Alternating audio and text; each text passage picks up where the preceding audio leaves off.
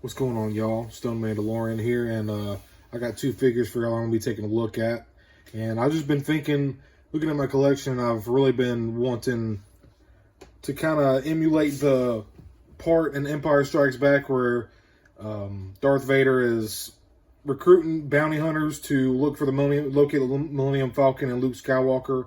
And he's got Bosk, Boba Fett, Dengar, 4-LOM, and Zucuss up on the bridge of his Star Destroyer. And just a really cool scene seeing the different aliens and bounty hunters. Bosk just looks badass. He's probably one of my favorites. But I've been really wanting to emulate that scene and have all five. Was it 5 or 6? Dengar, is it 5?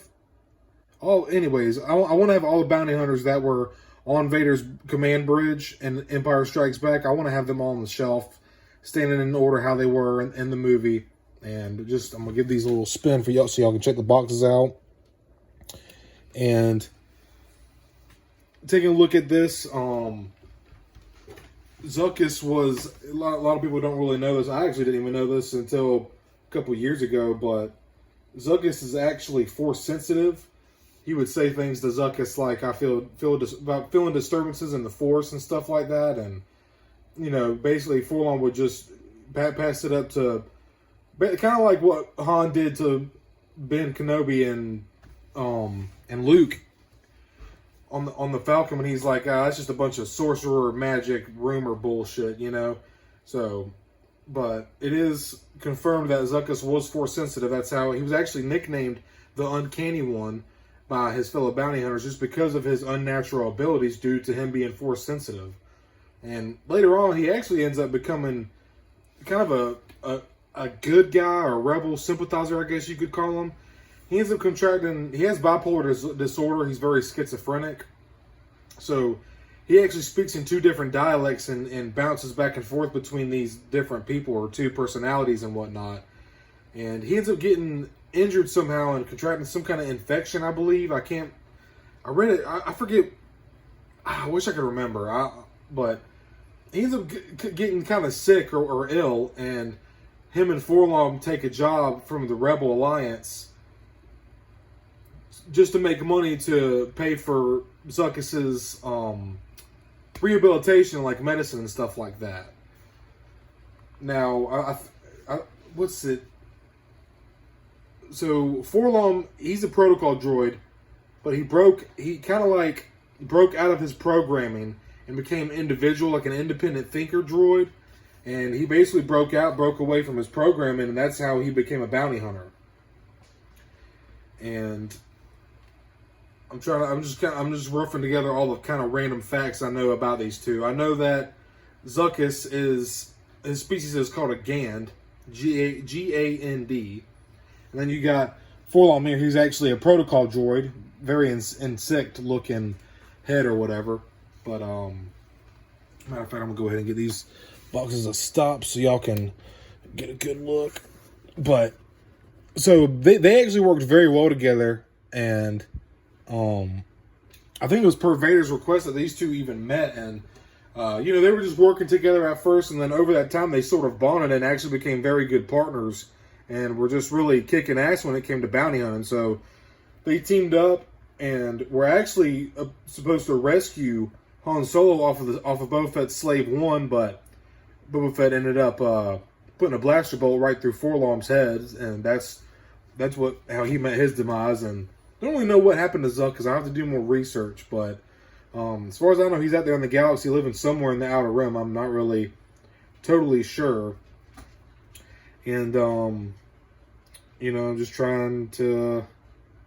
That's pretty much about all I can really muster up thinking about these two. But like I said, I'm really wanting to emulate that Empire Strikes Back scene. So let me crack these open and let y'all get a good look at them. Here's 4-LOM and Zucuss. I'm going to give this a little spin so y'all can check out the sides and the back of the figure. Really dig the soft goods and the texture of the soft goods on Zucuss. And this real nice dry brushing of the rust on 4-LOM looks great. His eyes look very good, cool.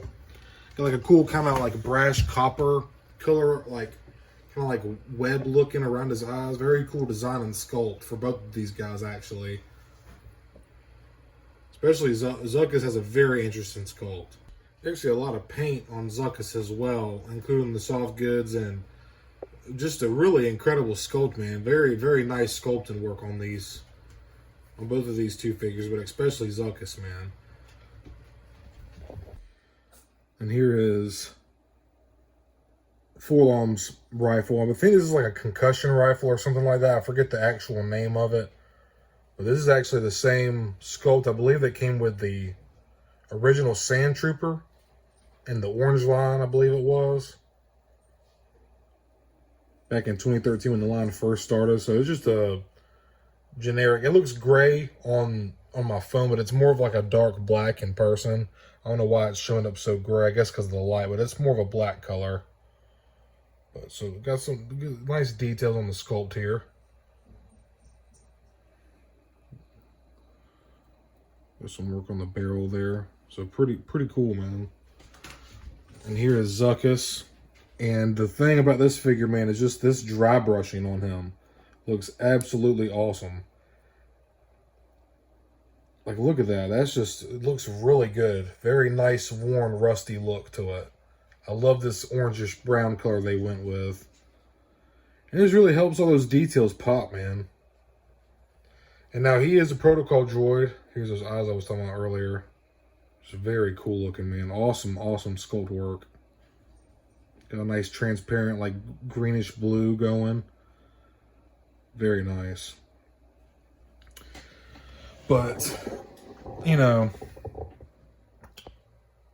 what was I saying? But yeah, just this rust. Oh, I remember. This one is, he is a protocol droid like C-3PO, but he's got some slight elbow articulation, which is pretty cool. Not doesn't give you a whole lot, but it does allow for some. So it's really not, that's about as far up as you're getting. So you can get right to 90, and that's about it. But we got a vertical hinge on the right hand, horizontal hinge, and my hand is extremely loose. I don't know why. This hand has fallen out a couple times, so I'll just have to be careful with that. The legs is probably the worst thing on this figure. That's as much of a split as you're going to get right here. What? That is my cat, y'all. I don't know what she's doing, but with the sculpt, that's about as... See, it starts kind of butting up into the figure here. So that's about as much of a split as you're going to get. Then these are probably some of the worst knees in the Black Series. That's about as far as you're going to get out of the knees. Right at 9, it just starts butting up to... See how where that joint is. And it just butts right onto the sculpt itself on his hamstrings here. Feet go down. Not a lot. They go up. Not a lot. It's about as much as you're going to get up right there. So...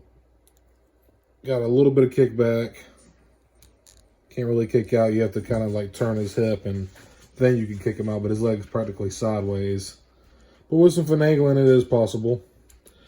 And there goes his hand. Don't know why it's so loose like that. Not really any ab crunch on this figure. Arms, these shoulders are fixed onto the chest, his abdomen area. But he's got bicep swivel right here, and not a whole, oh, whoa, okay, we do have some head tilt, quite a bit of head tilt too. He can look up a little bit, can't really look down, but there is a lot of head tilt. Also forgot to mention the rockers, but he does seem to stand pretty good. I had him on the shelf for a little bit because it's been a couple days since I first took the video of that first part of my review, but really dig the sculpt on this, and the rust looks very nice. Very nice work. Really dig the dry brushing on this. Also amazing sculpt for his face here. Those eyes are just incredible. Look at that bluish green. Looks awesome, man. So there is 4-LOM. Let me grab his hand before it's gone. And now we can take a look at Zucuss here. And I have no idea what his gun is called. But this sculpt, man, this is a really incredible sculpt. A lot of paint on this figure, too. All these tubes and different tentacles or whatever he's got going on. Not really totally sure what all this is, but it's very nicely done. It looks just like it does in the movie. Very nice sculpting.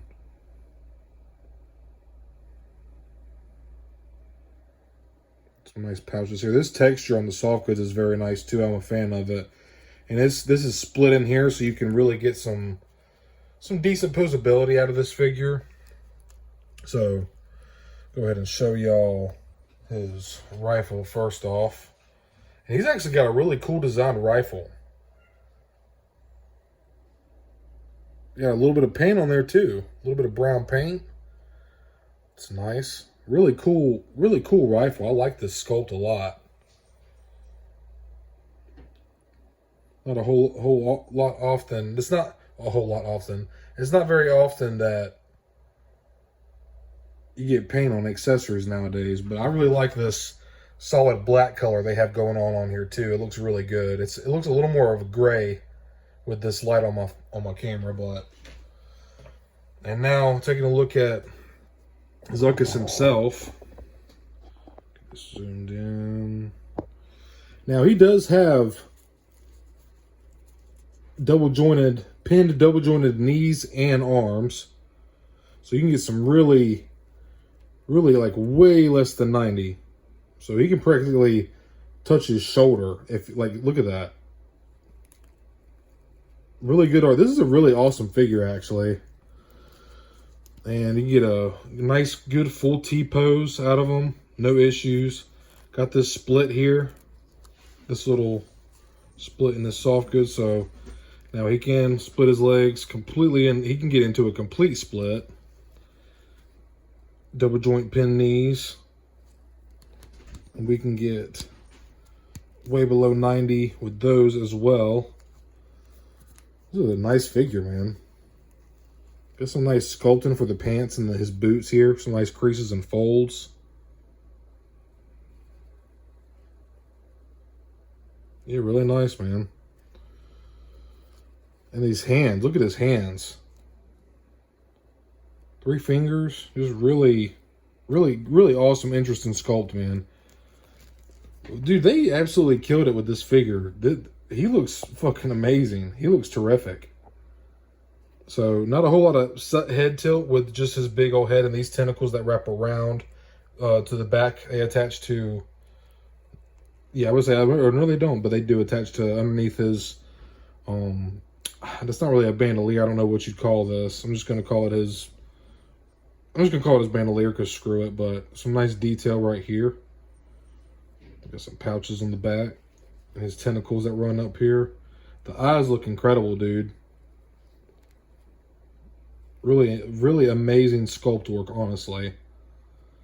Got this nice kind of like leathery. This is his armor. Got another pouch or 3 pouches over here. Yeah, it just looks really good, man. This is an awesome figure. Give y'all a little bit of a closer look. Just amazing sculpt work. Look at those eyes. They just look right through you.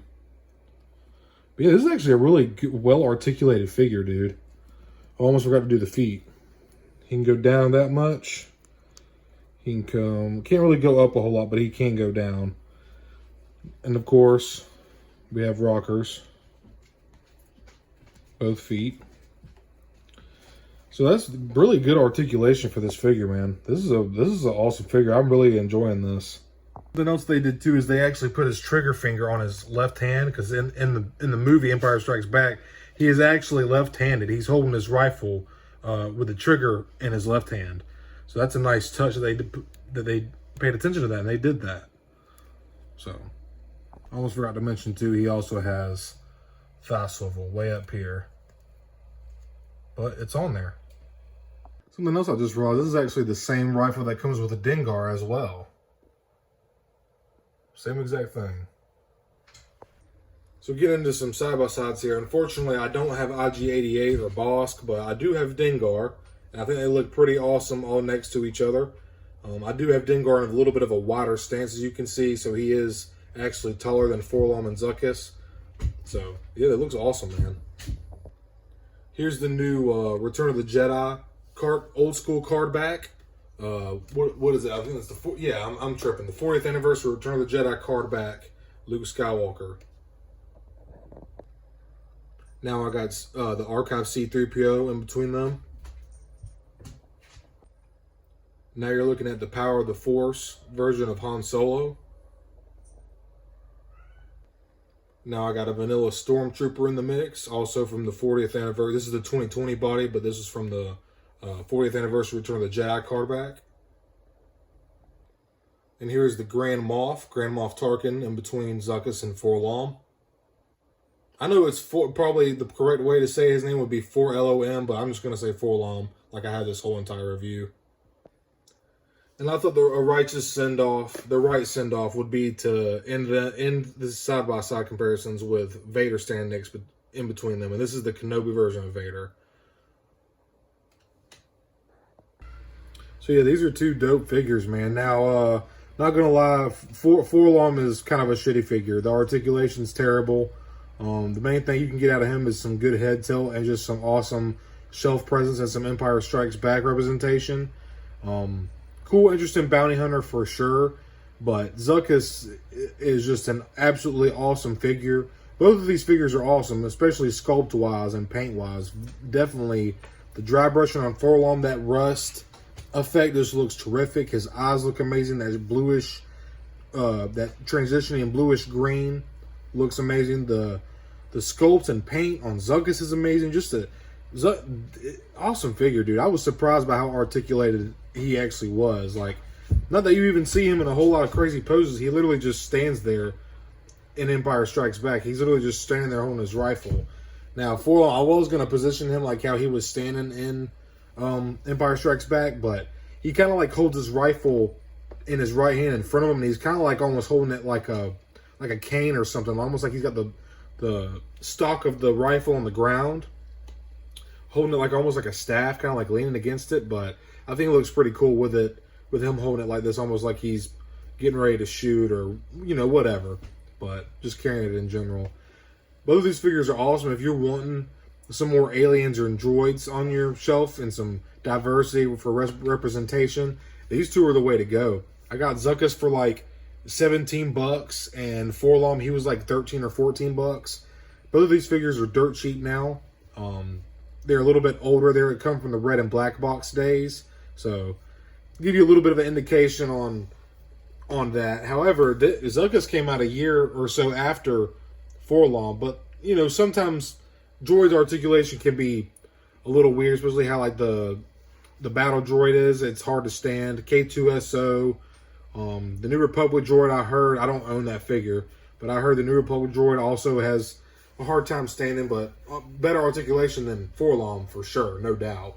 But for these two being older figures, I mean, I'm trying to think of what year they came out. I want to say like 16 or 17 maybe. I'm really not too sure, but you know, I know they're at least 5 or 6 years old, without a doubt, but I'm thoroughly impressed with Zucuss. I was not expecting the kind of articulation that the double jointed pinned knees and elbows. I mean, he's got the soft goods to cover it up, so why not? You know, why not utilize that and get the most you can get out of it?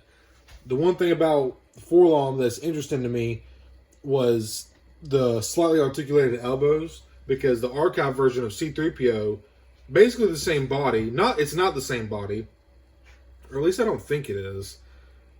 I think it's I know this is a new body for sure compared to the archive C-3PO. Like, this one here, like, he has no articulation on his elbows at all.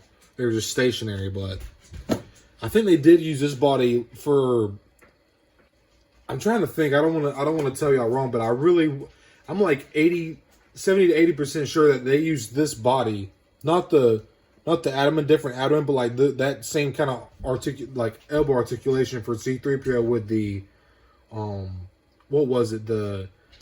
It was the one where he's got Chewie's bowcaster and his bandolier, and it came with a little little animal. What's it called?